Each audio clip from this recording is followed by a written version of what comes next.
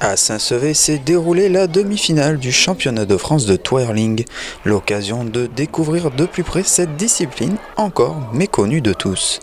Alors le twirling, c'est de la gymnastique rythmique avec un bâton. Voilà, autrefois on disait les majorettes, maintenant c'est devenu un sport où on évolue dans des gymnases et on est en championnat national 3 aujourd'hui. Au niveau de la Fédération française de twirling bâton, nous avons 3 filières. La nationale 3 qui est réservée aux débutants, la nationale 2 pour les athlètes un peu plus aguerris, la nationale 1 qui est le plus haut niveau et la nationale 1 élite, ce sont les athlètes qui sont la plupart du temps au niveau du Team France ou du Pôle France.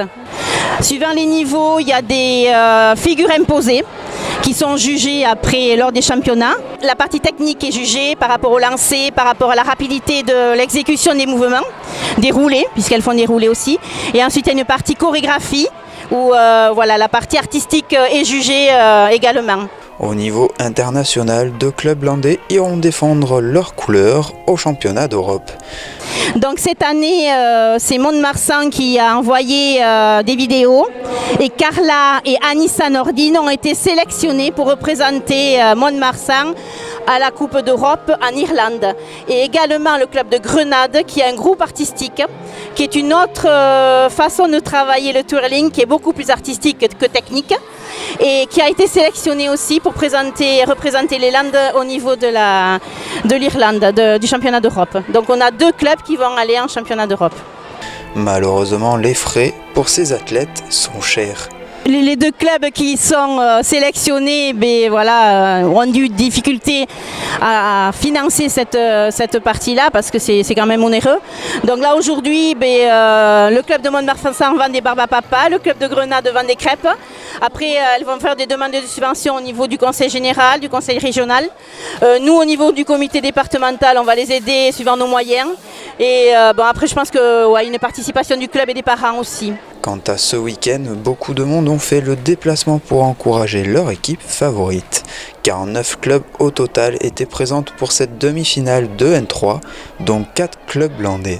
Des prestations spectaculaires difficiles à réaliser car cela demande une certaine concentration et une réelle synchronisation.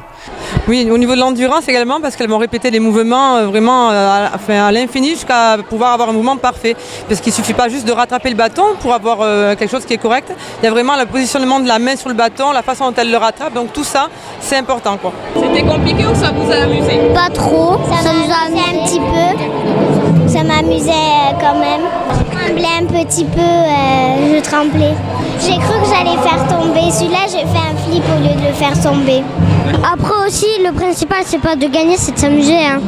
Après le verdict des juges, parmi les finalistes, 3 clubs landais iront disputer la finale.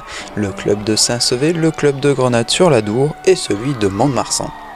Là, je pense qu'elles sont contentes parce qu'elles ont fait un bon parcours. Bon, elles ont travaillé difficilement. Bon, il y a eu des absences, des blessés. Mais jusqu'à présent, elles ont montré qu'elles pouvaient y aller, qu'elles avaient leur place. Donc on est ravis, effectivement.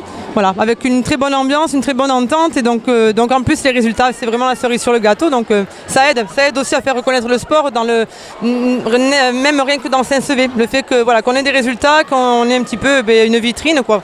C'est vrai que c'est important. La finale qui se tiendra le 16 et 17 juin à Saint-Dié-des-Vosges.